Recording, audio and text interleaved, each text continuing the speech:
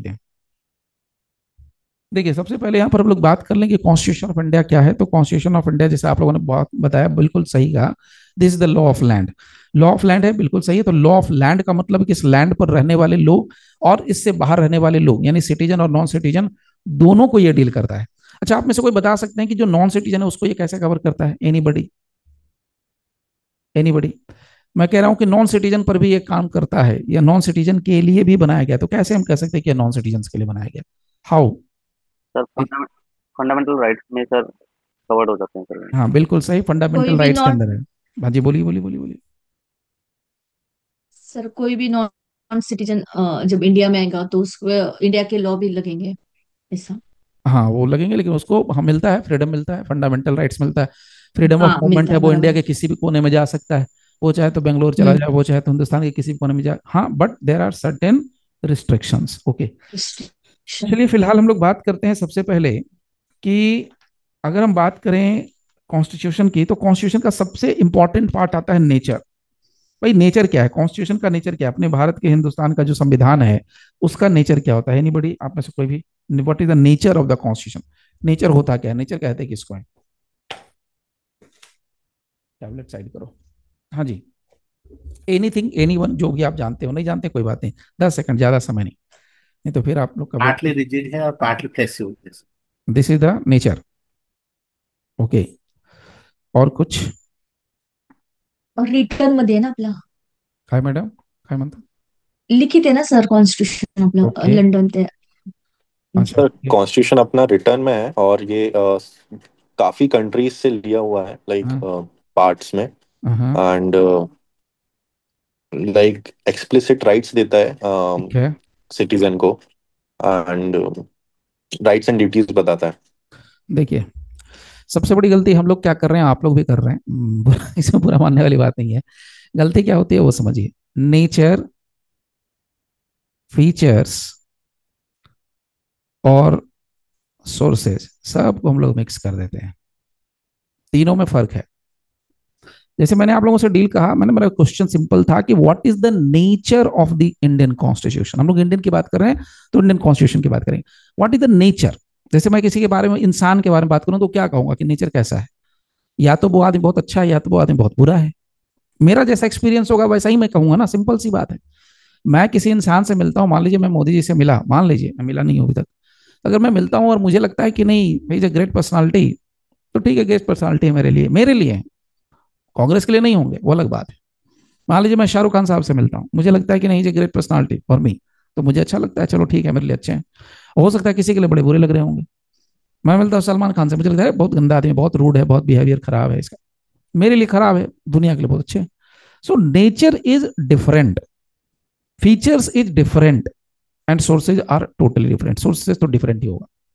तीनों तीन चीजें, इसको समझिए पहले। नेचर का मतलब यह होता है कि आप कॉन्स्टिट्यूशन को पूरा स्टडी करने के बाद, या किसी इंसान के साथ जिससे हम अटैच होते हैं, तो उसके बाद आपको क्या लगता है कि इसके अंदर क्या रहा होगा, प्लस माइनस क्या होगा। और जब रही बात फीचर्स की, तो features is also different. Features में अगर हम बात करेंगे, तो जैसे आप लोगों ने कहा, मैं फर्क देखो सिंपल एग्जांपल से बताता हूं। जैसे आपने कहा फीचर, फीचर का मतलब होता है, देखिए, नेचर का मतलब होता है, हिंदी में बता रहा हूं, प्रकृति। फीचर का मतलब होता है विशेषता, आपकी क्या विशेषताएं हैं और आपकी क्या प्रकृति है, दोनों में फर्क है। आप बहुत तेज दौड़ते हैं, आप बहुत अच्छा पढ़ते हैं।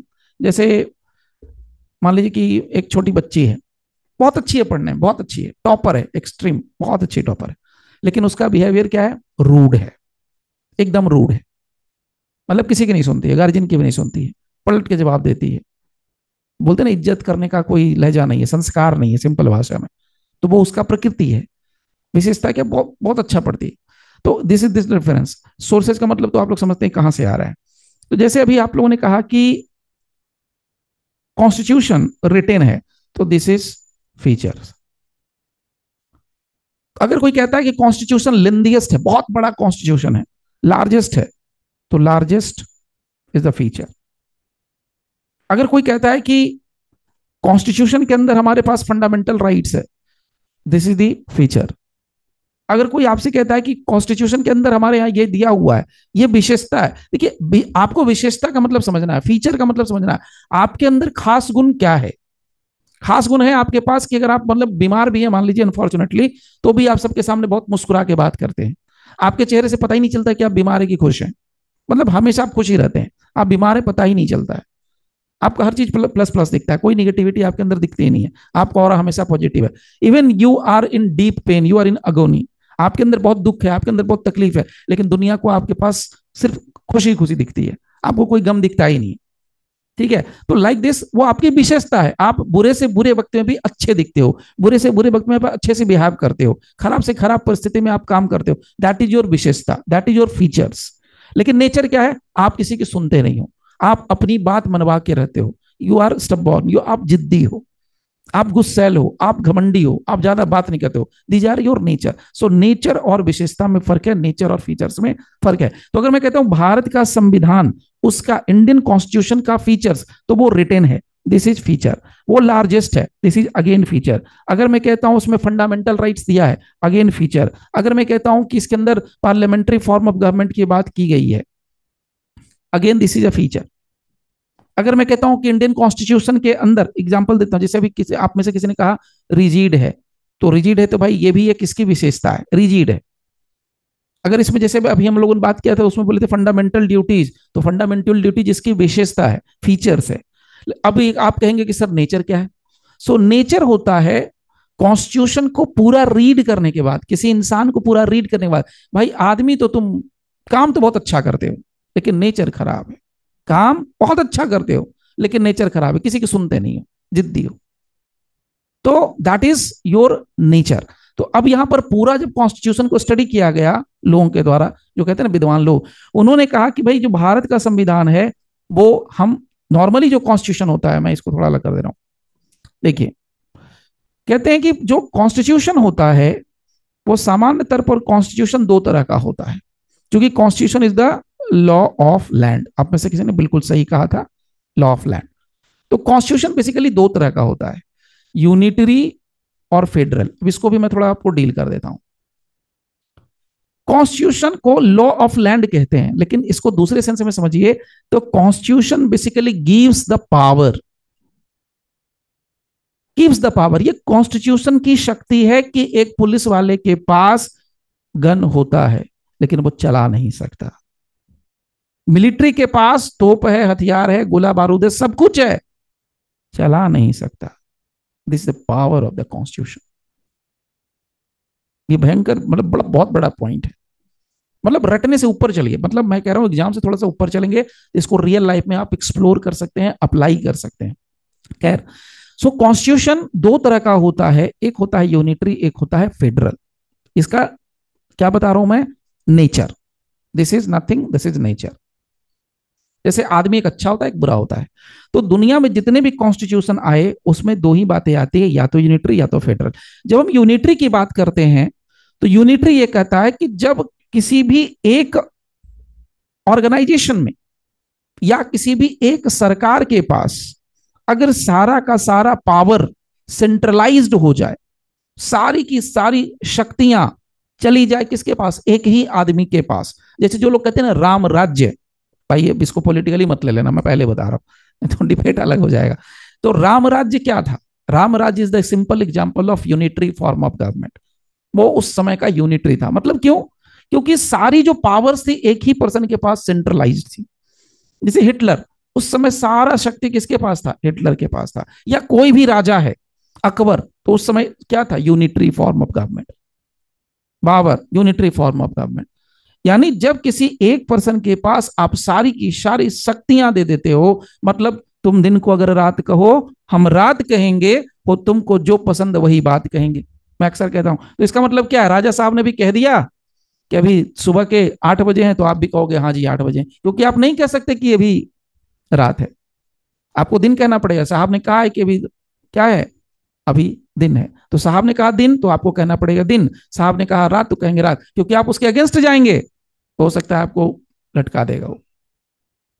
तो वो होता है यूनिटरी, यानी सब चीज उनके हिसाब से चलेगा, आप विरोध नहीं कर सकते, आप बोल नहीं सकते, आपको बोलने के लिए उनसे परमिशन लेनी पड़ेगी। ये यूनिटरी फॉर्म आपको दिखेगा कहां पर पता है, इंडियन जुडिशियरी में। ये आपको कोई नहीं बताएगा, मैं गारंटी दे रहा हूँ, ये मेरे टीचर ने भी नहीं बताया था। यूनिटरी फॉर्म ऑफ गवर्नमेंट जो है आपको दिखेगा जुडिशियरी में। आप मतलब खड़े होने के लिए भी आपको रहना पड़ता है, कुछ बोलने के लिए भी आपको सुनना पड़ता है। May I speak, if you allow me to speak, if you allow me to पर, इफ यू परमिट, मतलब आप बोल बोल के याद करते हो। अगर कोर्ट से निकलना भी है मान लीजिए, तो आपको 10 बार नमस्ते करना है, मतलब एक कटसी है, जो भी आपका एक समझ रहे हैं ना, वो करना पड़ता है प्रोसेस, वहां पर चलता है एक तरीके से। साहब जो कह देंगे वही होगा, साहब ने कह दिया ये सही है। देखिए मैं क्या बोलना चाह रहा हूं, समझो आप, एग्जाम्पल दे रहा हूं। हमारा सुप्रीम कोर्ट है, सबको पता है, सुप्रीम कोर्ट ने यहां से 20 साल पहले कहा एडल्ट्री इज एन ऑफेंस। मैं अक्सर कहता हूं एडल्ट्री इज एन ऑफेंस। आदमी बदमाश है, आदमी शैतान है, आदमी से घटिया कोई प्राणी है ही नहीं। आदमी वो प्राणी है जो औरत को बहकाता है और उसके साथ रिलेशन बनाता है, इसलिए आदमी को लटकाओ, इसको जेल भेजो। इसी ने एडल्ट्री का उपद्रव करके रखा हुआ है। तो साहब ने कहा एडल्ट्री इज एन ऑफेंस, तो भैया ऑफेंस। कितने आदमी जेल में सड़ रहे होंगे, यू कांट इमेजिन दैट, या सड़ चुके होंगे, कितने तो बेचारे सड़ के मर गए होंगे, यू कैन इमेजिन। आज साहब कहते हैं, साहब ने कह दिया कुछ समय के बाद, नहीं नहीं नहीं नहीं, adultery is not an offence. तो adultery is not an offence, तुम दिन को कहोगे रात तो रात कहेंगे, वही बात हो गई ना। तब तुमने कहा कि एडल्ट्री इज एन ऑफेंस, अब कहते हो adultery is not an offence, तो बात तो वही हो गई। तुम दिन को अगर रात कहो, हम रात कहेंगे, हो तुमको जो पसंद वही बात कहेंगे। आप सुप्रीम कोर्ट के खिलाफ बोल के देख लीजिए, यू कांट से। तो यहां पर क्या फॉर्म निकलेगा, यूनिटरी। सिंपल एग्जांपल दे रहा हूं, एकदम समझने वाला। आपको ऑफेंसिव बता दिया, और भी बहुत सारे एग्जांपल से वो देख जाएंगे।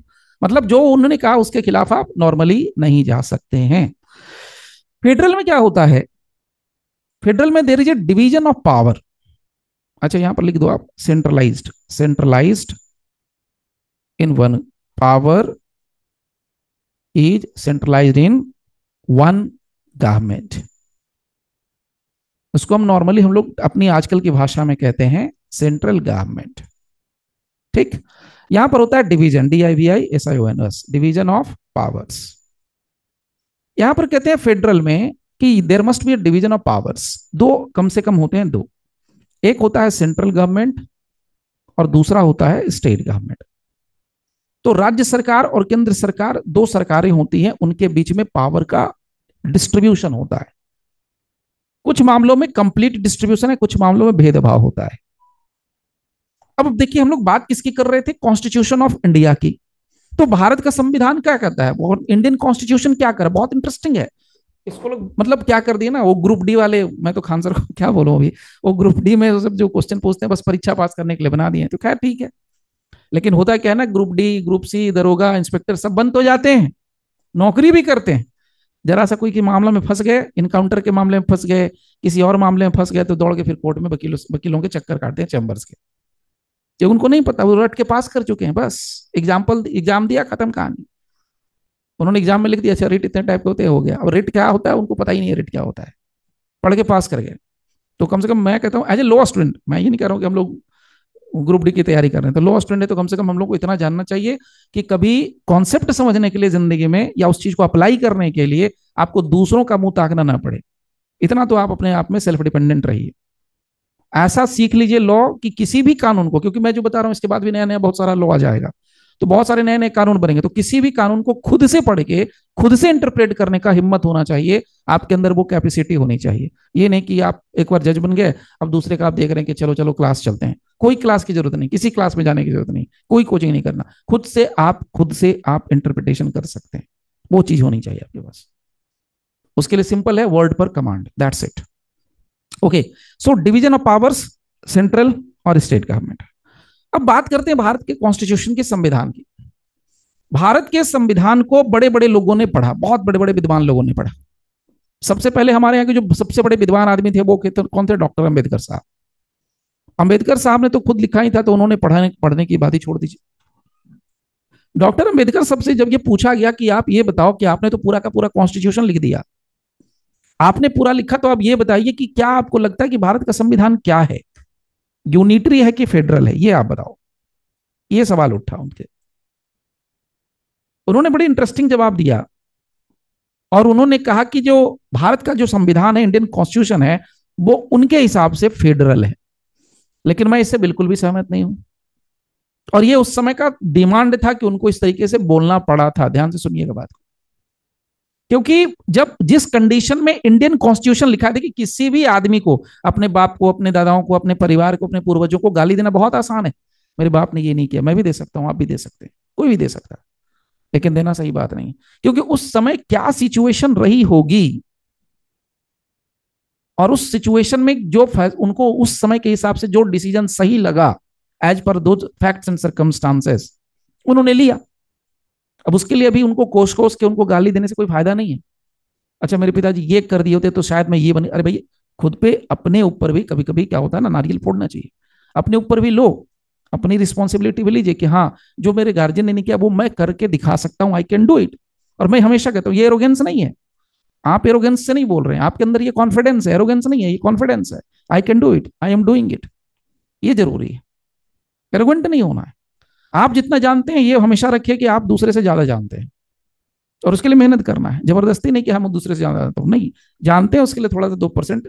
जितने लोग बैठे हैं आपके ग्रुप में, जितने लोगों को आप जानते हैं, जितने लोग आपको जानते हैं, उन सब में से आपको 2% ज्यादा नॉलेज है, 5% ज्यादा नॉलेज है, ये रखना पड़ेगा एटीट्यूड, नहीं तो लोग आपको काटने के लिए बैठा है, मारने के लिए बैठा है। इंटरव्यू क्या होता है, यही तो है, 100 कैंडिडेट आ रहे हैं, 100 कैंडिडेट आपको निकलने के लिए बैठे, 99 कैंडिडेट आपको बैठे निकलने के लिए कि तुम नहीं सिलेक्ट हो, सारी दोस्ती खत्म, बस कोई दिक्कत नहीं।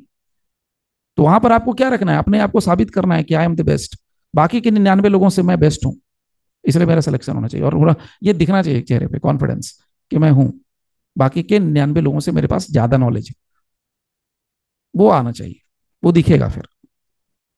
इन्होंने कहा, डॉक्टर अंबेडकर साहब ने कहा ये फेडरल है।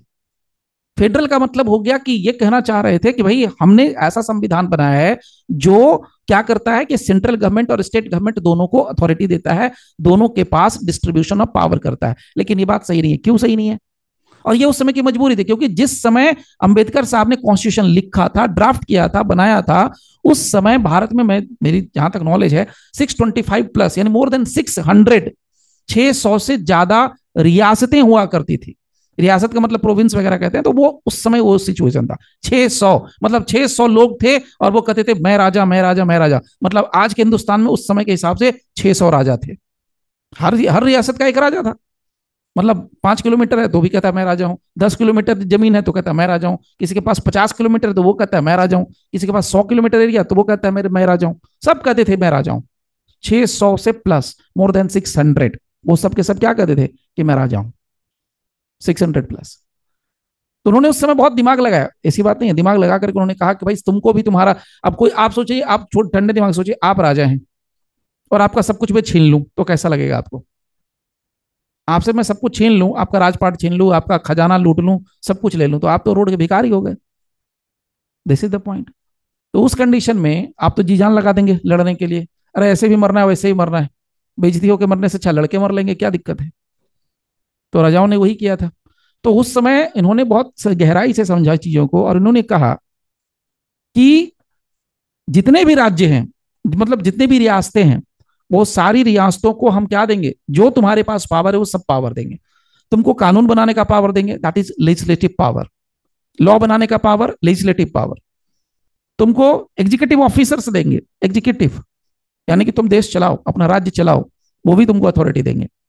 पुलिस रखो, तुम्हारे पास पुलिस भी रहेगी बट लिमिटेड नंबर में, और तुमको तुम्हारे हिसाब से कोर्ट भी देंगे, जुडिशरी, वो तुमको तीनों देंगे। तो आप देखिए आज के हिंदुस्तान में सब कुछ मिलेगा। आज कितने स्टेट हैं? 28 है कि 29 है, देख लो आप लोग। तो जो भी स्टेट्स हैं भारत के अंदर, सारे स्टेट्स के पास क्या है? सबके पास लेजिस्लेचर है, सच सबके पास एग्जीक्यूटिव है, सबके पास जुडिशरी है। यानी state legislature, state executive, state judiciary. आप लोग जज बनेंगे, पीओ बनेंगे या प्रैक्टिस करते हैं तो किसी एक पर्टिकुलर स्टेट में करते हैं, आप राज्य के लिए करते हैं, राज्य में करते हैं। जिस राज्य में करते हैं उस राज्य का कानून आपके ऊपर लगता है।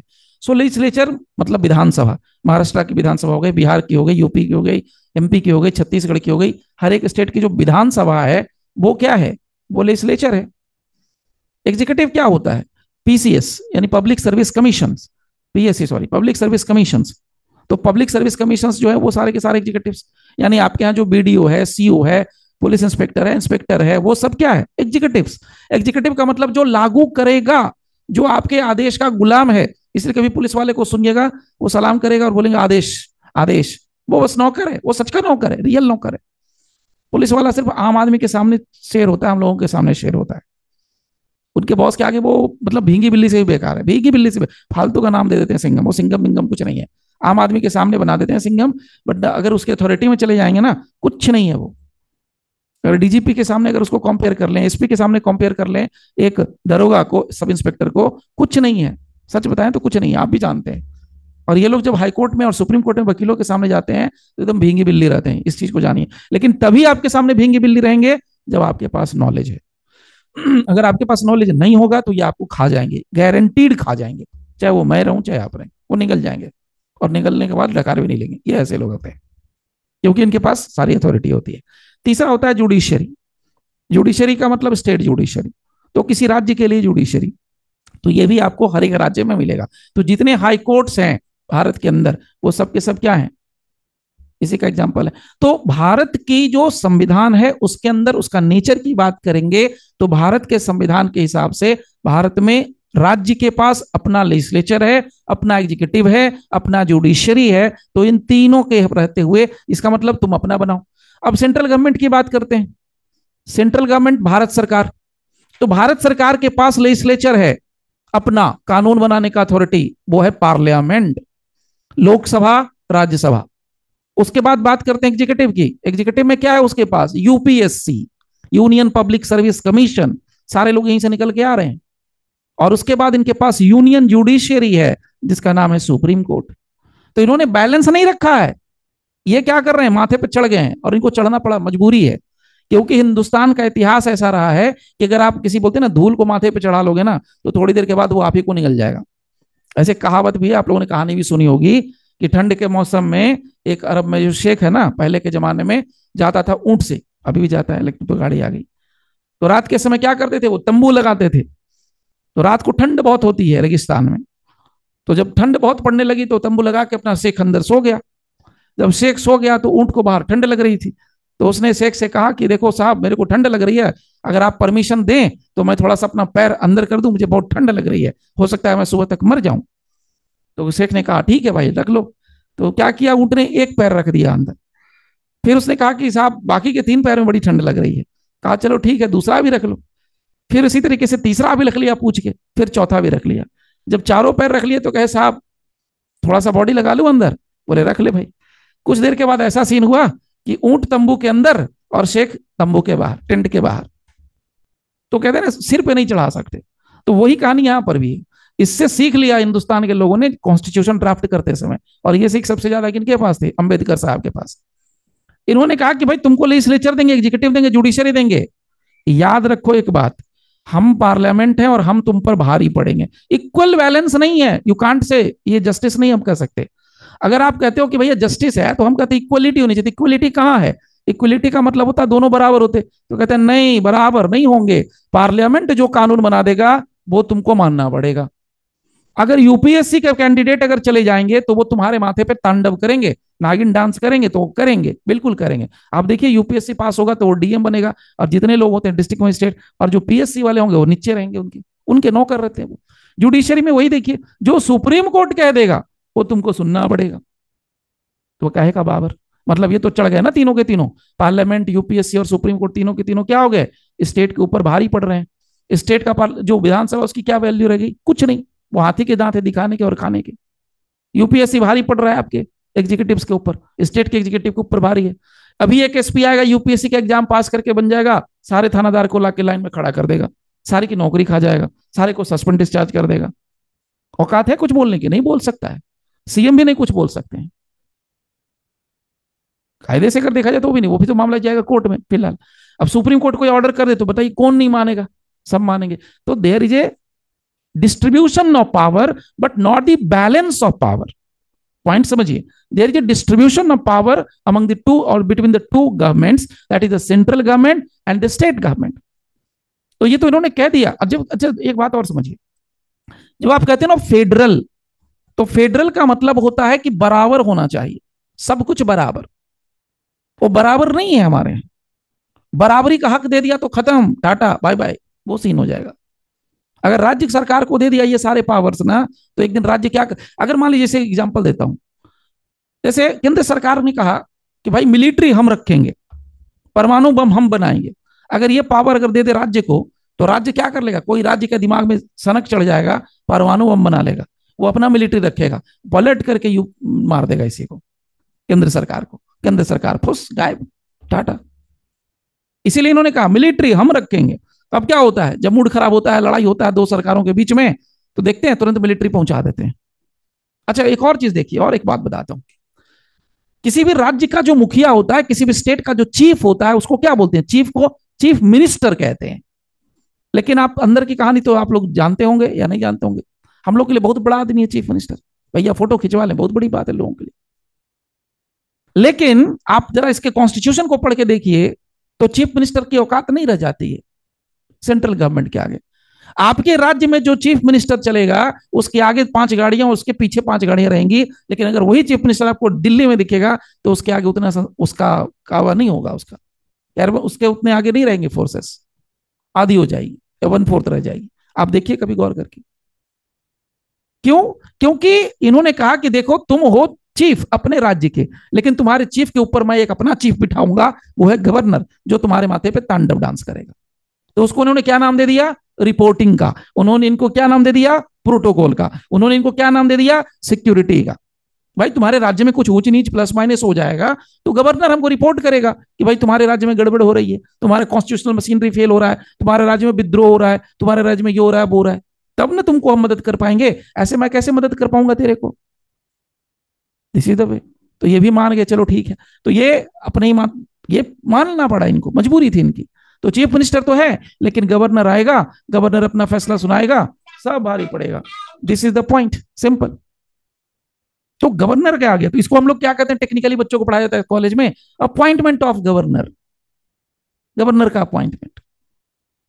अच्छा एक और सुनिए, हिंदुस्तान या कोई भी कंट्री है, उसकी सीमाएं अलग अलग कंट्री से लगती हैं। अब मैं नक्शा तो नहीं बना पाऊंगा यहाँ पे, ठीक है। तो मान लीजिए भारत का सरहद लगता है, जैसे बिहार है, तो बिहार का जो बाउंड्री है किससे लगता है, नेपाल से।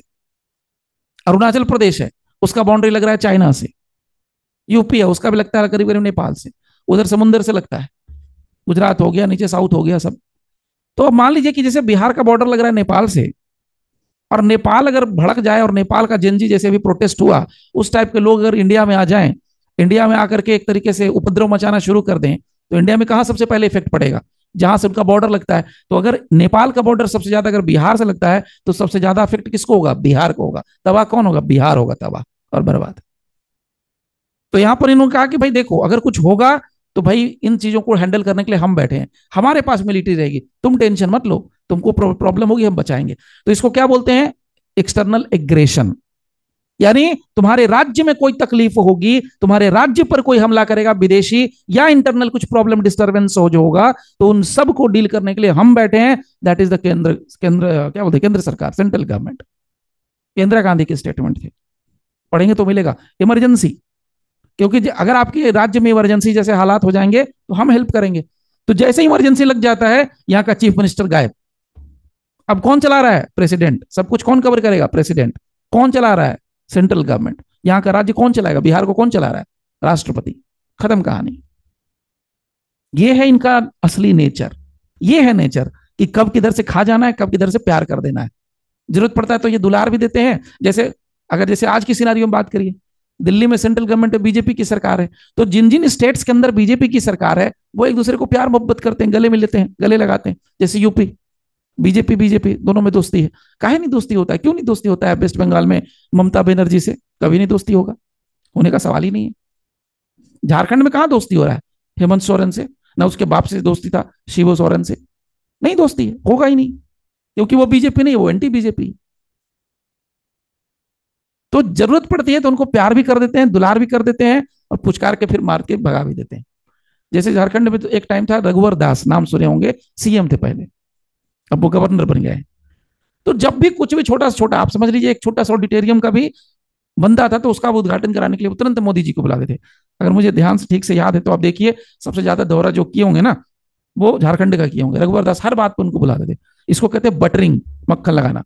मोदी जी को मक्खन लगाते लगाते लगाते लगाते सीएम की कुर्सी चली गई उनकी, लेकिन खुद वो क्या बन गया, गवर्नर। रघुवर दास सीएम तो रहे नहीं, इलेक्शन हार गया, बीजेपी नहीं है वहां पर, शिबू सोरेन है, सॉरी हेमंत सोरेन है। अभी कौन है, Hemant Soren is the CM. उसको भेज दिया जेल, निकल के आए, फिर से सीएम बन गए। तो क्या मैं तो बताना चाह रहा हूं कि ये क्या है, एक तरफ से प्यार करो एक तरफ से मार दो, एक तरफ से प्यार करो एक तरफ से मार दो, ये डबल स्टैंडर्ड चलता है। इसी को कहते हैं नेचर, जब जैसा तब तैसा। अभी आपसे अच्छे से बात कर रहे हैं, फिर मेरा कुछ रहेगा तो तुरंत चढ़ जाएंगे आपके ऊपर, भारी पड़ जाएंगे तुरंत आप। यही लोगों का नेचर है, लोगों का नेचर ही ऐसा होता है। अच्छे से बात करेंगे, थोड़ा सा उनको लगेगा कि यार मेरे ऊपर आ रहा है, बस भारी पड़ेंगे। तो अब ये सारी चीजों को पढ़ने के बाद, समझने के बाद, भारत के अलावा, इंडिया के अलावा जितने बड़े बड़े विद्वान थे, उनमें सबसे बड़ा नाम आता है, एक पर्सन थे, प्रोफेसर, नाम था केसी वियरे, बहुत फेमस नाम है। इन्होंने भारत के संविधान को पर्टिकुलरली बहुत अच्छे से स्टडी किया। इन्होंने कहा कि भारत का संविधान फेडरल नहीं है। अम्बेडकर झूठ बोलते हैं, इस बात पे मैं भी कहता हूं कि अम्बेडकर साहब ने गलत कहा, लेकिन उनकी मजबूरी थी, उस मजबूरी को भी मुझे देखना पड़ेगा। अगर वो उस समय कह देते कि फेडरल नहीं है, तो बाकी के रियासत लोग, जो अनपढ़ लोग थे, उनके आगे तो बाकी सब अनपढ़ ही थे। उस समय के जितने राजा थे सब तो अनपढ़ ही थे, उनके आगे से कुछ नहीं थे। उनको अगर ज्ञान मिल जाता, गलती से वो बोल देते ना फेडरल नहीं है, तो वो सब फिर चढ़ जाते, बोले हटाओ मैं नहीं बनूंगा तेरा पार्टनर, मेरे को हटाओ, मेरे को अपना अलग कर दो, फिर से मेरे 600 अलग हो जाओ। वो सब ये कर लेते। इसीलिए उन्होंने कहा कि भाई नहीं नहीं नहीं, तुम लोग सब क्या हो, फेडरल हो। उनकी मजबूरी थी। इन्होंने एकदम इंडिपेंडेंट जस्टिस दिया, प्रोफेसर केसी वियरे ने। इन्होंने कहा भारत का संविधान फेडरल नहीं है, ये कभी प्यार करता है नीचे स्टेट गवर्नमेंट को, कभी मार देता है। ये माथे पे चढ़ा हुआ है, गवर्नर लगा दिया तो माथे पे चढ़ गए। मिलिट्री का पावर है नहीं, बाकी पावर्स है नहीं, इसको लॉलीपॉप पकड़ा दिया है। लॉलीपॉप पकड़ाने के लिए क्या क्या कर दिया इन्होंने, इमरजेंसी होगा तो सेंट्रल गवर्नमेंट भारी पड़ेगी, नॉर्मल कंडीशन में देखो तो प्रेसिडेंट अपने गवर्नर बैठे हुए हैं जाकर के, अगर कानून बनाएगा पार्लियामेंट तो वो भारी पड़ेगा स्टेट गवर्नमेंट पर। आप देख लीजिए, बीएनएसएस बना दिया इन्होंने। क्या कोई राज्य सरकार अपने यहाँ का क्रिमिनल लॉ बना सकती है, अपना प्रोसीजरल बना सकती है? नहीं बना सकती। और अगर बना भी लिया तो बीएनएसएस उसको निगल जाएगा, बीएनएसएस उसको खा जाएगा। कुछ राज्य को छोड़ के, जैसे नागालैंड, उस पर भी चढ़े हुए हैं। ये कहना गलत, ये कहना सही नहीं है कि बीएनएसएस पूरे हिंदुस्तान में लगता है। ये लोग जो कहते हैं ना कश्मीर कश्मीर कश्मीर, असली बात तो बताते नहीं है। आपने लिखा है कानून में कि नागालैंड में लागू नहीं होगा। नागालैंड की सरकार अगर चाहेगी तो लागू करेगी, नहीं चाहेगी तो नहीं करेगी, जाओ भागो। 3 ही चैप्टर लगा रहे हैं, 9, 11, 12, बात खत्म। और बाकी कोई नहीं लगता है वहां। बेल का कोई प्रोविजन नहीं है, कुछ नहीं है वहां पर। अपील, रिव्यू, रिवीजन, कुछ नहीं लगता वहां पर, सिवाय 3 चैप्टर के नागालैंड में। तो ये कहना कि पूरा का पूरा बीएनएसएस लागू होता है, नहीं लागू होता है साहब। पूरा का पूरा सीआरपीसी लागू होता है, नहीं होता है साहब, नहीं लगता है, सवाल ही नहीं लगा देंगे। तो ये इसी को कहते हैं चेहरे पे चेहरा। तो भारत का संविधान चेहरे पे चेहरा है, ये बात कही केसी वियरे ने। इट मीन्स उनका सिंपल कहना था कि Indian constitution is neither federal nor unitary. ना तो ये फेडरल है ना तो ये यूनिटरी है, इसलिए उन्होंने कहा इसको हम कहेंगे क्वाजी फेडरल। तो he was the first person जिन्होंने इस टर्म का इस्तेमाल किया, उसको कहते हैं क्वाजी फेडरल। क्वाजी फेडरल, इसको कहते हैं क्वाजी फेडरल। क्वाजी फेडरल मतलब ना तो हम फेडरल है ना तो हम यूनिटरी हैं, बीच में फंसे हुए हैं, मंझधार में। उसी का नतीजा ये चल रहा है। इसीलिए इन्होंने संविधान को इस तरीके से लिखा कि कोई राज्य अलग नहीं हो सकता है। राज्य को मतलब लॉलीपॉप लगे कि अच्छा कुछ होगा, अच्छा सुप्रीम कोर्ट है, चलो चलो चलो सुप्रीम कोर्ट चलते हैं। और दुख की बात देखिए, सुप्रीम कोर्ट में जितने भी जज बनेंगे वो कहां से आएंगे, सेंट्रल गवर्नमेंट से चुन के जाएंगे। मतलब सेंट्रल गवर्नमेंट जब तक ओके नहीं करेगा। और दुख की बात देखिए, आपके राज्य के अंदर, आपके हाईकोर्ट के अंदर, आपके राज्य का, आपके स्टेट का, मेरे स्टेट का जो भी हाई कोर्ट है, वो just like supreme court for the state है। किसी राज्य का सबसे बड़ा कोर्ट कौन सा है? High court. तो वो एक तरीके से सुप्रीम कोर्ट हो गया। किसी देश का सबसे बड़ा कोर्ट कौन सा है? Supreme court. तो हाई कोर्ट में जो जजेज की अपॉइंटमेंट्स होते हैं वो कौन कर रहा है? Central government. तो जुडिशियरी पर तो तुम्ही ने कंट्रोल कर रखा है, और मेरे को लॉलीपॉप देके बोलते हो सर भारत का संविधान इज ए फेडरल। काहे का फेडरल भाई? Where is the federalism? There is no federalism at all. तो we have to see there is a big difference between the federal and unitary. खैर, अब मैं आपको यहां पर बताता हूं कि मुद्दा क्या है और कुछ बातें बताता हूं पहले। अच्छा, ये बात निकल गई केसी वियरे की। अब केसी वियरे को छोड़ दीजिए, एक और साहब आए थे, उनका भी नाम आप लोगों ने पढ़ा होगा, सुना होगा, बहुत बार आता भी है एग्जाम वगैरह में। वो भी मैं थोड़ा बता देता हूं, याद नहीं करना पड़ेगा, रटना नहीं पड़ेगा, इतना मैं गारंटी दे रहा हूं। JENNINGS, professor Jennings. जेनिंग्स, इनसे भी ये बात पूछी गई। इन्होंने भी बहुत अच्छे से पढ़ा और इन्होंने भी इंडियन कॉन्स्टिट्यूशन को रीड करने के बाद अपनी ओपिनियन लिखे। इनसे पूछा कि आप बताओ साहब, आप क्या कहते हो, भारत का कॉन्स्टिट्यूशन कैसा है, फेडरल है कि यूनिटरी है? इन्होंने कहा बढ़िया उल्लू बनाया वो, मतलब अम्बेडकर जी ने सबको उल्लू बना दिया, लॉलीपॉप पकड़ा दिया। इन्होंने कहा फेडरेशन है, देयर इज ए फेडरेशन, मतलब ये फेडरल है, मैं इसको डिनाई नहीं कर रहा हूं। क्योंकि आपने पावर का डिस्ट्रीब्यूशन किया है, आपने पावर अपने पास नहीं रखा है, अपने पावर नीचे दे रखा है, नीचे सब दूसरे को, there is a distribution of power, इसलिए इसको हम कहेंगे फेडरल। फेडरेशन है, बट फेडरेशन के साथ साथ सेंट्रलाइजिंग टेंडेंसी इसके साथ घुसी हुई है। सेंट्रलाइजिंग टेंडेंसी मतलब सेंट्रल गवर्नमेंट सारी चीजों को किसी न किसी तरीके से डायरेक्टली इनडायरेक्टली अपने पास पकड़ के रखी हुई है, कंट्रोल करके बैठी है, कमांड करके बैठी है। सोच लीजिए कि जितने भी एमपी हैं, जितने भी सॉरी चीफ मिनिस्टर हैं, चीफ मिनिस्टर को कौन कंट्रोल करेगा बताओ तो आप सोचिए जरा। संविधान पढ़ेगा ना तो पूरा पॉलिटिक्स आपके दिमाग में सुबह शाम घूमेगा 24 घंटे, ईमानदारी से। गवर्नर हाँ, गवर्नर करेंगे कंट्रोल। गवर्नर करेंगे कंट्रोल। आप और देखो किसी भी स्टेट के सीएम को कंट्रोल कर रहा है, गवर्नर कर रहा है ऐसे डायरेक्टली। लेकिन उसके लिए ये सीएम को नचाने के लिए ये क्या कर रहे थे, कानून ला रहे थे, बिलाए रहे थे ना, बिलाया था ना बीच में कि सभी किसी आ भी गया तो अभी। हाँ आ गया। तो उसमें क्या है ना कि अगर किसी के खिलाफ कोई मामला बनेगा तो भाई उसको कुर्सी से छोड़ना पड़ेगा। तो ये तो बहुत सिंपल है, आपके पास ईडी है, आपके पास सीबीआई है, आपके पास इतनी पुलिस है, आप उसके खिलाफ एफआईआर तो कोई भी लिखवा सकता है। तो रात चलता है, गहरा नत्थू खैरा कोई भी लिख देगा, एफआईआर लिखवा लेगा, एफआईआर लिखा देगा सीएम के खिलाफ, चलो भैया हो गया बात खत्म, चलिए आपको कुर्सी खाली करो। Very simple, very easy. और हम लोग जितने पढ़े लिखे लोग हैं वो कहते हैं हमें भैया दागदार नेता नहीं चाहिए, हमें तो साफ सुथरा नेता चाहिए। भैया नेता बनोगे तो गाली खानी पड़ेगी, नेता बनोगे तो जेल जाना पड़ेगा। ये नहीं सोचते हैं जो पढ़े लिखे, जो फेसबुक और ट्विटर और इस पर लिखते हैं ना, उनको ये बात समझ में नहीं आती। क्योंकि नेता वो होता है जो अगेंस्ट जाता है, और जब अगेंस्ट जाओगे तो जेल जाना ही पड़ेगा, आपके खिलाफ केस दर्ज होंगे ही, और केस दर्ज होगा तो आप कहते हो कुर्सी छोड़ दो। ये कौन सा सिस्टम है भाई? मर्डर वाला मामला अलग है। अब जैसे वो तो नेता क्या, महात्मा गांधी को कोई नेता नहीं कह सकता, कोई ऐसा नहीं है कि जो नहीं कहेगा। उन्होंने हमेशा तो उल्टा ही काम किया, कानून बनाना, वो अंग्रेजों के खिलाफ हमेशा गए, वो नमक का मामला हो चाहे कोई भी मामला उनके सारे हो, सब में तो वो अगेंस्ट ही गए वो। तो फिर तो उनसे सबसे बड़ा वही रिविलियन थे। That is the point. तो जेनिंग साहब ने कहा इंडिया का कानून, सॉरी इंडिया का कॉन्स्टिट्यूशन फेडरल तो है, लेकिन साथ के उसके अंदर सेंट्रलाइजिंग टेंडेंसी है। अब आइए थोड़ा सा और आगे बढ़ते हैं, आज की बात करते हैं। हमारे सुप्रीम कोर्ट साहब, सुप्रीम कोर्ट के जजेस क्या कहते हैं? सुप्रीम कोर्ट से जब ये मामला आया, सुप्रीम कोर्ट के पास 1963 का एक मामला है, ये सब एग्जाम में आता रहता है इसलिए जो इंपॉर्टेंट है वो बता दे रहा हूं। एक केस था सुप्रीम कोर्ट के सामने आया था, that is state of West Bengal versus union of India. अब बहुत से लोग, हम लोग जो है ना, इनको नहीं पता होता है कि यूनियन ऑफ इंडिया की पार्टी बनती है। भाई जब भारत सरकार का मामला होगा तो यूनियन ऑफ इंडिया पार्टी बनेगी, ठीक है, वो आगे डिस्कस करेंगे। State of West Bengal versus Bharat सरकार, यूनियन ऑफ इंडिया। इस केस में सुप्रीम कोर्ट से जब ये बात लिखने के लिए कहा गया तो उन्होंने कहा कि सुप्रीम कोर्ट ने भी कहा constitution is not fully federal, constitution federal हो ही नहीं सकता, है ही नहीं। इन्होंने भी कहा था कि कॉन्स्टिट्यूशन जो है फेडरल नहीं है, इसका मतलब ये कह रहे थे क्वाजी फेडरल है। उसी तरीके से एक और रिसेंट मामला ले लीजिए जो बहुत फेमस है, एसआर बोमई वाला केस, हम लोग पढ़ते आए हैं कॉलेज से। एसआर बोमई 1994 का ये केस है और सुप्रीम कोर्ट का केस है। इस केस में सुप्रीम कोर्ट ने उलट के कह दिया कि भाई फेडरल है। तो देखिए मैं हमेशा कहता हूं, एक कहावत है, ये लोग कहते हैं कि क्या नाम है उनका, पंडित विष्णु शर्मा, क्या नाम है उनका दूसरा नाम, चाणक्य। चाणक्य ने एक बात कही थी, आप लोगों ने पढ़ा है नहीं पढ़ा, आई डोंट नो, चाणक्य नीति में लिखा है, जो समय का राजा होता है, आज समय का राजा कौन, आज टाइम के हिसाब से अभी Narendra Modi is the prime minister of India, तो वो समय के राजा हैं, समय के हिसाब से उनसे दोस्ती रखिए तो आप बहुत ग्रो करेंगे। अडानी जी, अंबानी जी ग्रो कर रहे हैं, जो नहीं है वो जेल में सड़ रहे हैं, सोनम वांगचुक एग्जाम्पल आपको मिल रहे हैं। समय का जो डॉक्टर होता है, आज के हिसाब से जो डॉक्टर मिलता है आपको, उसके साथ रहिए। अब आप आज के टाइम में इंग्लिश मेडिसिन चल रहा है और आप कहते हैं नहीं हम तो आयुर्वेदा के पीछे पड़ रहे हैं, भाग रहे हैं, तो थोड़ा मुश्किल है बचना।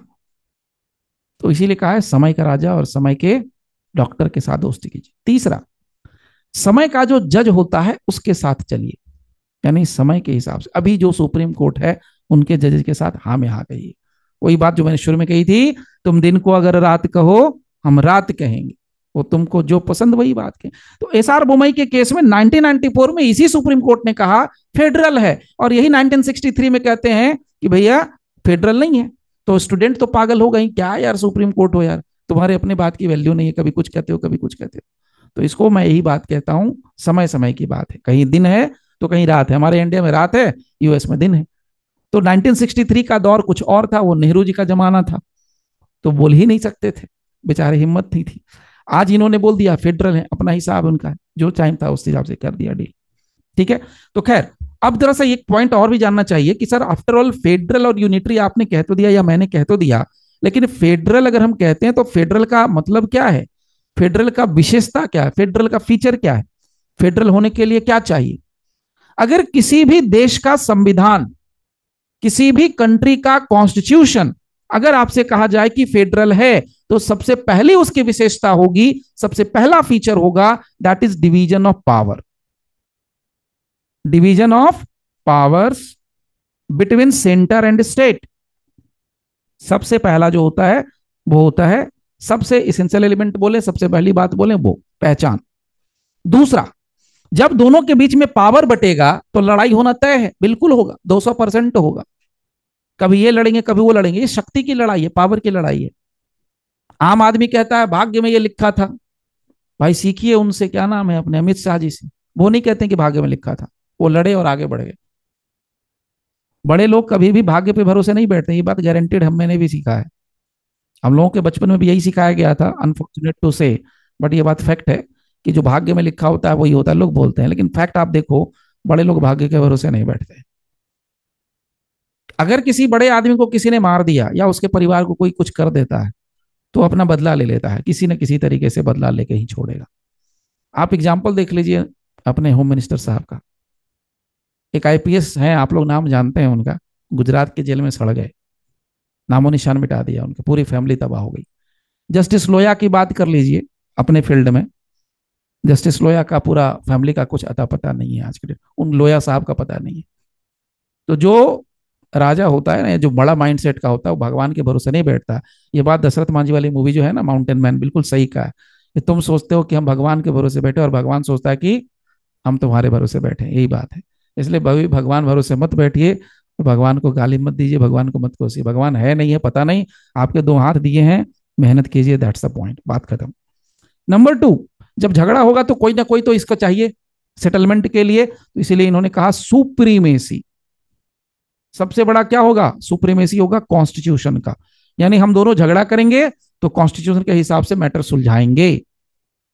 और इसमें भी लोचा देखिए, अगर संविधान में संशोधन करना है तो कुछ मामलों को छोड़ करके किसी भी राज्य की औकात नहीं है कि वो संविधान में संशोधन कर दे। वो संविधान में संशोधन करने का पावर किसके पास है, सिर्फ और सिर्फ सेंट्रल गवर्नमेंट के पास। तो काहे का भैया फेडरल हो बताओ, जब संविधान में संशोधन करने के लिए जिस संविधान को तुम कहते हो सुप्रीम हो, विच कॉन्स्टिट्यूशन इज सुप्रीम, और उसमें अगर चेंजेस करना है, उसमें अमेंडमेंट करना है, और वो अमेंडमेंट करने के पहले तुम हमसे पूछोगे नहीं, मतलब किसी राज्य से पूछने की जरूरत नहीं है, अमित शाह आए और अपना बिल पेश कर दिया, काहे का फेडरल भाई, देयर इज नो फेडरलिज्म, इसको फेडरल फेडरल नहीं बोलते, there is no federalism, quasi federal बोलिए, लॉलीपॉप है इसीलिए, नहीं तो ये यूनिटरी ही बन जाएगा। नंबर 3, सब कुछ लिखित में रहना बहुत जरूरी है, ये मजबूरी है लिखना, क्योंकि अगर मैं मुंह से कुछ बोल दूंगा और निकल गया तो खत्म हो गई बात, मैंने कुछ बोला उड़ गई बात, खत्म। तो इसलिए there must be written constitution, इसीलिए लिखा गया कानून, फेडरल की ये पहचान है। नंबर 4, कानून ऐसा होना चाहिए, यानी कॉन्स्टिट्यूशन ऐसा होना चाहिए जिसको कोई चेंज ना कर सके, इसीलिए भारत का संविधान रिजिड है। नहीं तो क्या होगा, सेंट्रल गवर्नमेंट को मन करेगा आज ये बदल देते हैं, कल राज्य सरकार कहेगा ये बदल देते हैं, संभव नहीं है ना, फिर तो चलेगा ही नहीं देश। इसीलिए क्या किया इन्होंने, कहा रिजिड रखो, टेढ़ा मेढ़ा। अब आम आदमी को समझ में नहीं आता ये रिजिड फिजिड क्या होता है, बस सुबह से लेकर शाम तक, शाम से लेकर रात तक बस प्यार करो, इसी में आम आदमी परेशान है, बच्चे से बच्चा बूढ़े से बूढ़ा इसी में लटका पड़ा है। लोग इसके पीछे पड़े हैं कि कोई 70 साल का आदमी 35 साल की महिला के साथ शादी कैसे कर सकता है। अरे बाबा रे, कानून में लिखा है तो कर रहा है, कौन सा इलीगल काम कर लिया, मरना है मरेगा, जिंदा रहना जिएगा, तुम उसके फटे में क्यों पैर डाल रहे हो, दैट इज द पॉइंट। तो कानून ऐसा है rigid, constitution must be rigid, so यहां पर इसकी पहचान है, कॉन्स्टिट्यूशन रिजिड होगा ही होगा। और ये सब तो ठीक है, लेकिन सुलझाएंगे मामला किसके पास? So there must be a court. तो कोर्ट क्या होगा? जुडिशियरी। और जुडिशियरी क्या होगी? सुप्रीम। सो जुडिशियरी क्या होनी चाहिए? सुप्रीम। सुप्रीम मतलब बड़ा, सबसे बड़ा, सुप्रीम अथॉरिटी। तो किसी भी देश का अगर संविधान आपने पढ़ा है, और आप या संविधान नहीं भी पढ़े हैं, तो वहां का अगर सिस्टम ये ऐसा चल रहा है, तो आप समझ जाना कि वो फेडरल है। क्लियर? पावर का डिस्ट्रीब्यूशन दिखेगा, कॉन्स्टिट्यूशन वहां सुप्रीम होगा, कॉन्स्टिट्यूशन रिटन होगा, रिजिड होगा, जुडिशरी सुप्रीम होगी। ये बात पक्की है। अब अगर मैंने कहा फेडरल, तो अब जरा बात कर लेते हैं यूनिटरी का। यूनिटरी में क्या होता है? यूनिटरी में सब कुछ एक तरफा होता है, मतलब जो मैं कहूंगा वही होगा, बाकी सब भाड़ में जाओ। That's the point, simple. अच्छा, ये अपने संविधान के अंदर there are certain provisions, numbers of provisions are there in the constitution, जो ये बताता है कि भारत का संविधान यूनिटरी है और ये स्टेट गवर्नमेंट के ऊपर भारी है, एकदम चढ़ के बैठ के माथे पे तांडव कर रहे हैं। सिंपल एग्जांपल जो मैंने आपसे दिया पहला ही वाला, वो क्या मैंने बोला था? Appointment of governor. Appointment of governor मतलब हमारे राज्य का चीफ होगा सीएम, चीफ मिनिस्टर, उसके माथे पर भी आप बैठ के तांडव कर रहे हैं। मतलब अगर आपको ये चीज समझनी है ना, तो एक सीरीज आती है, सीरीज है, अगर आप लोग देख सकते, देखिए, फ्री ऑफ कॉस्ट अवेलेबल है, सोनी लीव। उसमें एक सीरीज आता था, हुमा कुरैशी, पता नहीं एक्टर का नाम, महिला का नाम क्या है, महारानी। ये कहते हैं कि बिहार बेस्ड है, और लगता है देखने के बाद बिहार बेस्ड है पूरा। आप उसमें देखेंगे गवर्नर का रोल कितना गंदा दिखाया है, आप देख के मतलब परेशान हो जाएंगे। अगर कभी टाइम मिले थोड़ा थोड़ा करके देखिए, सीखने के लिए बहुत कुछ मिलेगा। Literally you will get something something something के बहुत कुछ मिलेगा। वो भी लॉ से रिलेटेड है, बताया कि पॉलिटिक्स और लॉ का क्या कॉम्बिनेशन है, कैसे कानून को मैनिपुलेट करते हैं। गवर्नर के बारे में बताया कि गवर्नर कैसा होता है, गवर्नर किसके लिए होता है। नंबर 2, दूसरा, पार्लियामेंट सुप्रीम हो जाता है। पार्लियामेंट ही पावर है, पार्लियामेंट के पास पावर है कि जो है राज्य के मामले पर भी जाके घुस जाएगा, राज्य के लिए भी कानून बना देगा। सो यहां पर क्या होगा? Power of parliament. Power of parliament to make laws. किस चीज पर? ऑन स्टेट मैटर, या स्टेट लिस्ट कर दीजिए अगर लिखना है तो। नंबर 3, यूनिटरी की पहचान देखिए कैसे माथे पे बैठ जाता है, सिंगल पावर दिखाएगा। इमरजेंसी में कहते हैं कि सब कुछ तो हमारा ही हो जाएगा भाई साहब, इमरजेंसी सब कुछ हम ही करेंगे, तुमको कुछ नहीं करना है, हम ही राज्य चलाएंगे तुम्हारा, हमारी सरकार चलेगी, सब कुछ हमारा चलेगा। Number 4, single citizenship. ये बहुत खराब मामला होता है फेडरलिज्म के मामले में, इसीलिए अमेरिका में डुअल सिटीजनशिप, 2 सिटीजनशिप, यहां सिंगल सिटीजनशिप है। मतलब सबको क्या कहा जाता है? भारत का अगर पासपोर्ट लेके इंडिया से बाहर जाएंगे तो क्या कहेंगे? I am Republic of India. आप नहीं कहेंगे Republic of Bihar, Republic of UP, ये नहीं, आप सीधा बोलेंगे सिंगल सिटीजन है तो सिंगल सिटीजनशिप चलती है, डुअल तो है नहीं, तो आप रिपब्लिक ऑफ इंडिया है। और देखिए भारी पड़ने का मामला, कैसे यूनिटरी है भारत का संविधान, यहां पर मैंने पहले ही बताया, यूपीएससी, ऑल इंडिया सर्विसेज, इसको सिंपल भाषा में कहते हैं। इसके अलावा और भी मामला, जैसे ये राज्य की बाउंड्री चेंज कर देते हैं, आर्टिकल 3। सो इसको क्या बोल सकते हैं हम लोग सिंपल भाषा में समझने के लिए? Formation of new states. Formation of new states, किसी भी राज्य का नया नया राज्य बना देना, राज्य की सीमा तक। बताइए, आप एक राज्य के मुखिया हैं, सीएम है, आपकी क्या वैल्यू है भाई? आप सोच के देखिए, बिहार कितना बड़ा स्टेट था, एमपी कितना बड़ा स्टेट था, यूपी कितना बड़ा स्टेट था, सबको काट काट के छोटा कर दिया। कौन काट रहा था? Central government. यूपी को काट के उत्तराखंड बना दिया, बिहार को काट के झारखंड बना दिया, एमपी को काट के छत्तीसगढ़ बना दिया, अभी पता नहीं और क्या क्या काटेंगे।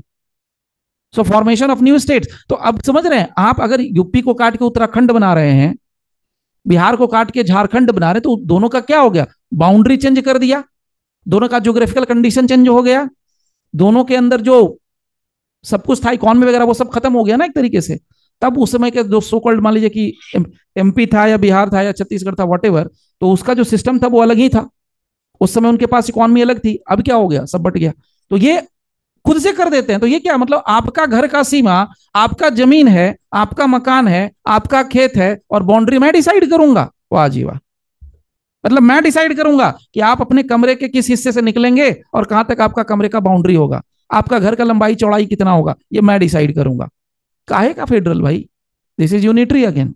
इसीलिए मैं यहां पर जो बता रहा हूं ये यूनिटरी कॉन्स्टिट्यूशन का फीचर्स है, यानी ये नेचर हो गया कॉन्स्टिट्यूशन का। उसके बाद और बात कर लेते हैं, एक और बता देता हूं, काफी है। हाँ, इसमें एक और चीज जान लीजिए, हम दोनों के लिए सिंगल कॉन्स्टिट्यूशन है, मतलब स्टेट गवर्नमेंट और सेंट्रल गवर्नमेंट दोनों के लिए तो एक ही कॉन्स्टिट्यूशन है, अलग थोड़े है, कुछ अलग नहीं है। और कॉन्स्टिट्यूशन को कौन बदल रहा है? Central government. तो हो गया ना लॉलीपॉप। आपको लॉलीपॉप दिखा दिया राज्य सरकार को कि भैया देखो, हम दोनों जब भी लड़ाई करेंगे, कभी लड़ाई होगा तो हम लोग चलेंगे कॉन्स्टिट्यूशन के हिसाब से, और जो कॉन्स्टिट्यूशन में चेंज करना है वो कौन करेगा? हम करेंगे। आप तो बन गए उल्लू। That is the point. अब अगेन क्या बन गया? यूनिटरी। तो ये सारे जो प्रोविजंस हैं, ये प्रोविजन साफ साफ बताते हैं कि भारत का जो संविधान है, जो कॉन्स्टिट्यूशन इंडियन है, वो क्या है? यो ना तो यूनिटरी है, यो ना तो फेडरल है, बीच में आ गया, इसको हम कहते हैं क्वाजी फेडरल। इसीलिए अब इसको हम लोग क्वाजी फेडरल ही कहते हैं। This is the point. ठीक है, तो इसको हम लोग कहते हैं नेचर। जो मैंने आज अभी डील किया आप लोगों के साथ, यह नेचर ऑफ इंडियन कॉन्स्टिट्यूशन। अब थोड़ा सा शॉर्ट में आप लोग को बता देता हूं फीचर्स। फीचर देखिए क्या होता है। फीचर जैसे मैंने बताया ना, फीचर, फीचर का मतलब संविधान की विशेषताएं। आपकी क्या विशेषता है?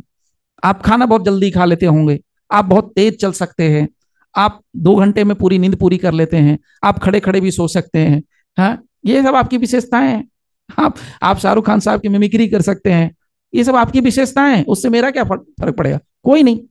देखिए, विशेषता ये आपकी है, आपकी एक खूबियां हैं, लेकिन आप दूसरे के साथ कैसा बिहेव करेंगे, that is your nature. That is your nature. That is nature of the constitution. तो हम फीचर्स की बात करते तो हमारे भारत के संविधान में क्या फीचर्स है? भाई, दुनिया का सबसे बड़ा कानून है, लार्जेस्ट कॉन्स्टिट्यूशन। फीचर में क्या है? हमने कहा कि हमारा जो संविधान होगा वो सॉवरीन होगा, सोशलिस्ट होगा, सेक्युलर होगा, डेमोक्रेटिक होगा, रिपब्लिक होगा। अब सुनने में बड़ा इजी लगता होगा, रटके बैठे हैं तो कोई बात नहीं, मतलब समझ में आएगा। सॉवरीन का मतलब हम जो भारत के संविधान लिखेंगे, हम किसी से नहीं डरेंगे, चाहे वो पाकिस्तान हो, चाहे वो यूएस से हो। हम हमारे फैसले खुद करेंगे, हमारे फैसले में कोई इंटरफेयर नहीं करेगा। उसको कहते हैं सॉवरीन। अब आप में से कितने लोग सॉवरीन है? I don't know. मैं मेरे टर्म में बड़ा सिंपल कहता हूं, अगर मेरी उम्र है 30 और मैं खाता हूं अपने पिताजी के घर में बैठ के पीता हूं फ्रूटी, तो I am not a sovereign. I am not a sovereign because I can not take my own decisions. Bihar के अंदर, हिंदुस्तान के अंदर, बिहार छोड़ दीजिए, हिंदुस्तान के अंदर ऐसे ऐसी फैमिलीज हैं, ऐसे ऐसे लोग हैं जो आज भी पिताजी घर में, उम्र उनकी 50 है, उनके पिताजी की उम्र 70 है, वो वहीं पर घर में बैठ के काम कर रहे हैं, खा रहे हैं, पी रहे हैं पिताजी की कमाई से। पिताजी डॉक्टर है, मैं ऐसे लोगों को जानता हूं जिनकी उम्र 80 साल है, 80 ईयर्स, 79 ईयर्स, उनके पिताजी क्लिनिक में जाके पैसा कमा रहे हैं और बेटा उन्हीं से बैठ के खा रहा है घर में बैठ के। तो ये शर्म की बात है मेरे हिसाब से। मेरे सीनियर ने कहा था, मतलब जो थे वो कहते थे, बापू भोजनालय मत रहो, जितना जल्दी हो सके बापू भोजनालय छोड़ दो। एडवोकेसी सीखनी है तो पिता की संगत में नहीं सीखोगे, बाहर ही जाके सीखोगे। क्योंकि कहते हैं ना, बरगद के पेड़ के नीचे जल्दी कोई पेड़ नहीं उगता है। वो एक वीक पॉइंट है, आपको सपोर्ट करेगा लेकिन आप उतना नहीं आएंगे। तो सिंपल सी बात है, एग्जाम्पल देख लीजिए, अभिषेक बच्चन और अमिताभ बच्चन, देख लीजिए अक्षय खन्ना और विनोद खन्ना, एग्जाम्पल। अब ये देख लीजिए शाहरुख खान और आर्यन खान। हर जगह कहीं भी आर्यन खान जाएगा तो उसके माथे पे टैग चिपकेगा, ये शाहरुख खान का बेटा है। ये कोई नहीं कहेगा ये आर्यन खान है, कहेगा शाहरुख का बेटा है। हर जगह टैग लग जाएगा। अभिषेक बच्चन को कोई इंडिविजुअल आइडेंटिटी नहीं है, पर्सनालिटी नहीं है, पर्सनल पावर नहीं है। क्या तो भाई अभिषेक क्या है? अभिषेक अमिताभ बच्चन का बेटा है। तो आपकी आइडेंटिटी उल्टा होनी चाहिए। आप कहीं जाएं, आप कोई कुर्सी होल्ड करें तो लोग अच्छा ये आपके पिताजी हैं, ये नहीं कि आप पिताजी के बेटे हैं, ये नहीं होना चाहिए। आपसे आपकी आइडेंटिटी होनी चाहिए। That is the point. Sovereign का मतलब होता है खुद के डिसीजन आप खुद ले सकते हो। मुझे अभी 2 बजे रात को भूख लग रही है, मम्मी बोल रही है रात को 2 बजे खाना कौन बनाएगा, तो काहे का सॉवरिन भैया। मुझे अभी रात को 3 बजे पार्टी करनी है, मैं गाना नहीं बजा सकता हूँ, काहे का सॉवरिन भैया। कहीं जाना है तो पूछना पड़ेगा, नहीं सॉवरिन है। सॉवरिन का मतलब सब कुछ हम खुद से कर सकते हैं। अगर किसी को प्यार मोहब्बत करने का मन आ गया वाइफ के साथ, अरे भाई घर में तो फैमिली है, ओ भाई क्या कर रहे हो, हटाओ ये सब। सॉवरिन नहीं है आप, you are not sovereign, you are dependent. तो सॉवरिन का मतलब मैं मेरे घर के फैसले और बाहर के फैसले सब मैं खुद ही ले सकता हूँ, दैट इज सॉवरिन। दूसरा होता है इसमें, इसकी विशेषता है सोशलिस्ट। अब ये सोसाइटी के डायरेक्ट मैटर्स को डील करते हुए सोशलिस्ट टर्म लाया गया है। इसके अलावा सेक्युलर, सेक्युलर का मतलब होता है कि भाई सब धर्म यहाँ पर रहेंगे, सारे धर्म को हम समान करेंगे, तो खैर वाला कहानी उस पर नहीं लेके जाऊंगा फिलहाल। डेमोक्रेटिक, ये सभी क्या है, फीचर्स हैं। उसी तरीके से भारत के संविधान की एक और विशेषता है, दैट इज ये डील करता है फंडामेंटल राइट्स। मतलब ये देखिए मजाक वाली बात होती है, फंडामेंटल राइट रट लेते हैं, आर्टिकल 19 ये वो दिस दैट सब ठीक है, but what is basically fundamental right, और इसको कॉन्स्टिट्यूशन में लिखने से फायदा क्या हुआ? फंडामेंटल राइट का मतलब होता है मिनिमम, मतलब कम से कम इतना तो मिलेगा ही मिलेगा। जैसे आप बैंक में बैलेंस जब खाता खुलवाते हैं, अकाउंट खुलवाते हैं, तो एक होता है जीरो बैलेंस, एक होता है मिनिमम बैलेंस। तो अगर कोई अकाउंट आप खुलवाएंगे प्राइवेट बैंक में, तो कहेगा मिनिमम आपको 50,000 बैलेंस रखना ही रखना, उससे नीचे गए आपका पैसा काट लेंगे। आपका 1,000 मिनिमम बैलेंस है, उससे नीचे गए पैसा काट लेंगे। तो आपको मिनिमम आपको इतना मिलेगा ही मिलेगा। ये हिंदुस्तान में हर एक नागरिक को मिलता है, बाहर के नॉन सिटीजन्स को भी मिलता है। ये है फंडामेंटल राइट्स। अब उसमें क्या है भाई, fundamental rights, right speech and expression, आप अपना स्पीच रखो, अपनी बात रखो, एक्सप्रेशन करो। आप बिजनेस कर सकते हो, कहीं भी जा सकते हो, आ सकते हो, फ्रीडम ऑफ मूवमेंट, बाकी सारी चीजें वो सब, फ्रीडम ऑफ रिलीजन, ये आपको मिनिमम है। अगर कोई विदेश का नागरिक आके चर्च जाना चाहेगा तो उसको कोई रोक नहीं सकता है, अगर कोई एक्सेप्शनल मैटर ना हो तब। अदरवाइज को कोई चर्च जाने से नहीं रोक सकता, गुरुद्वारे जाने से नहीं रोक सकता। हाँ रोकते हैं, मैं ये बात नहीं कहूंगा कि नहीं रोक सकता, रोकते हैं। आप चले जाइए जगन्नाथपुरी, अगर आप क्रिश्चियन है तो, या कोई फॉरेनर आके चल तो जाए पूरी मंदिर में घुस के दिखा दे, नहीं जाने देगा। बोलेगा हिंदू धर्म का मंदिर है, आस्था का प्रतीक है, दिस है दैट है, नहीं जाने देगा, मेरा धर्म नष्ट हो जाएगा, भगवान बाहर आ जाएंगे अंदर से। That is the point. वो एक उनका एक अपना है। कोई मुस्लिम आदमी नहीं जा सकता है, कोई हिंदू आदमी मस्जिद में नहीं जा सकता है। That is the point. वो एक अलग इशू है, बट मैं कह रहा हूं कि वो घूम सकता है, कहीं भी जा सकता है, फ्रीडम ऑफ रिलीजन, आप किसी भी धर्म को मान सकते हैं। That is secularism. उसी तरीके से फीचर्स की बात थोड़ा और कर लें जल्दी जल्दी। फंडामेंटल राइट्स के अलावा इसके फीचर्स में आता है universal adult suffrage. Adult suffrage का मतलब होता है कि कोई भी आदमी जिसकी उम्र या लड़की या लड़का या ट्रांसजेंडर ही क्यों ना हो, आज के जमाने में 18 साल का है, वोट कर सकता है, बात खत्म। DPSP, directive principles of state policy in the constitution, it is nothing but it is again features, विशेषता है इसकी। मतलब राज्यों के लिए, स्टेट को भी डायरेक्शन दिया है कि देखो भाई तुम ऐसे ऐसे काम करना, इस डायरेक्शन में काम करना, इस तरीके से काम करना। उसको हम इंप्लीमेंट नहीं करवा सकते किसी कोर्ट से, लेकिन स्टिल उसको कहा है, तो मतलब राज्यों को उसने छूट दे रखी है। नाउ जुडिशरी इंडिपेंडेंट है, इंडिपेंडेंट जुडिशरी, किसी से कोई मतलब नहीं है, हम अपना खाने पकाएंगे और अपना ही खाएंगे, तुम्हारे घर में क्या चल रहा है कोई मतलब नहीं है। ये जो लिखा है ना, इसी के चलते आपको एक मैं बताता हूं इसका एग्जाम्पल। ये पुणे से एग्जाम्पल जोड़ा हुआ है, आज से करीब 10 साल पहले का मामला है, 8 साल का। एक आदमी बहुत शराब पी के नशे में था, और पता नहीं पुणे का कोई विश्रांतवाड़ी है एक जगह है, नाम जानते हैं, जो लोग जानते हैं जानते हैं। वहां से उसने फोन कर दिया पूरे नशे की हालत में, और बोला कि मेरे बगल में बड़ा सा अपार्टमेंट है, लोग फ्लैट व्लैट लेते हैं, सब बिल्डर लोग रहते हैं, और मेरे घर की जो लड़कियां हैं उनको आके छेड़ देते हैं। इसके लिए मैंने बहुत बार मारपीट हुआ, केस मुकदमा हुआ, और पुलिस को क्या करना है उसमें, ये लोग गरीब लोग थे, और पुलिस को क्या करना था उसमें, चार्जशीट सबमिट करनी थी। पुलिस ने चार्जशीट सबमिट ही नहीं किया, बहुत लंबा समय था। अब चार्जशीट सबमिट ही नहीं कर रही, तो बोला अब क्या करें पुलिस को। अब एक बात बताओ, आप अगर आप सेशन जज हो, मान लीजिए कि आप मजिस्ट्रेट हो, आप क्या उखाड़ सकते हो पुलिस का, बताओ क्या बिगाड़ लोगे आप? अगर कोई पुलिस चार्जशीट सबमिट ना करे तो आपके हाथ में क्या अथॉरिटी है, what you can do? Anyone has the answer as a जज? ये रियल लाइफ में आपको फेस करना पड़ेगा, क्या कर सकते, बताइए। सर कोई कोर्ट में authority नहीं है। एप्लीकेशन मूव ऑन कर सकते हैं कि पुलिस को। कोर्ट में कर दिया, आप जज हैं, आप क्या करेंगे, आप क्या एक्शन ले सकते हैं? यू आर अ जज, मैंने पहले कहा आप जज हैं, वकील नहीं, आप जज हैं। आप क्या करेंगे, पुलिस वाले का क्या बिगाड़ सकते हैं? सर कोई ऑथोरिटी नहीं है सर, और नए कुछ नहीं, में तो और खत्म कर दिए सर, कुछ नहीं कर सकते हैं, फर्दर कुछ नहीं। इन्वेस्टिगेशन भी सब। हाँ बोलिए बोलिए, पवन जी बोले थे, हाँ बोलिए। एग्जीक्यूटिव अगर इसको एनफोर्स नहीं करेगा तो हम्म, भी सर कुछ भी नहीं कर सकते सर जुडिशरी। कुछ नहीं कर सकते। यही है इंडिपेंडेंट जुडिशरी। मतलब तुम्हारा देखो, इसीलिए पुलिस वाले चौड़े रहते हैं। लेकिन अभी आप देखेंगे जुडिशरी में बहुत एकता है। आप लोग इसको जो अलग नजरिए से देखें, लेकिन मैं इतना जरूर सपोर्ट करूंगा कि भाई ठीक है, 50 करोड़ रुपया निकला, 100 करोड़ रुपया निकला अपने जज साहब के घर से, लेकिन एकता देखिए, उनके ऊपर एफआईआर नहीं होने दिया। यह है जुडिशियल जुडिशरी का एकता। अगर ये एकता नहीं रहेगी ना वकीलों के अंदर और जजेस के अंदर, ये लोग निगल जाएंगे, मैं literally I am telling you. आप कुछ नहीं बिगाड़ सकते उनका। अगर पूरा हिंदुस्तान का मशीनरी अगर किसी से डरता है तो वो सिर्फ जुडिशरी से डरता है, और इसको कमजोर करने वाले हम ही लोग हैं, इस बात को जान लीजिए। कुछ नहीं कर सकते साहब, आप देखिए क्या कर सकते हैं, बहुत करेंगे तो। अगर आप मजिस्ट्रेट हैं फर्स्ट क्लास तो कुछ नहीं करेंगे, आप एसपी को चिट्ठी भी नहीं लिख सकते, आप एसपी को नहीं रिपोर्ट कर सकते। आप बहुत कर लेंगे तो आप क्या कर सकते हैं, आप एसएचओ को लिख देंगे कि भाई लेके आओ लेके आओ, रिमाइंडर भेज सकते हैं। एक जज साहब ने लिखा था एसपी का आपको चिट्ठी कि आपका डिपार्टमेंट का सो एंड सो अधिकारी है वो चार्जशीट नहीं ला रहा, ये भी 4 बार भेज दिया, कुछ नहीं हुआ। क्योंकि एसपी साहब आपके गुलाम नहीं है। एसपी का मतलब वो डिस्ट्रिक्ट जज से बात करेगा, सेशन जज से बात करेगा। SP is equivalent to session जज, वो एक जिले का मालिक है, आप जिले के मालिक नहीं है, आप मजिस्ट्रेट हैं, यू आर नॉट डिस्ट्रिक्ट जज।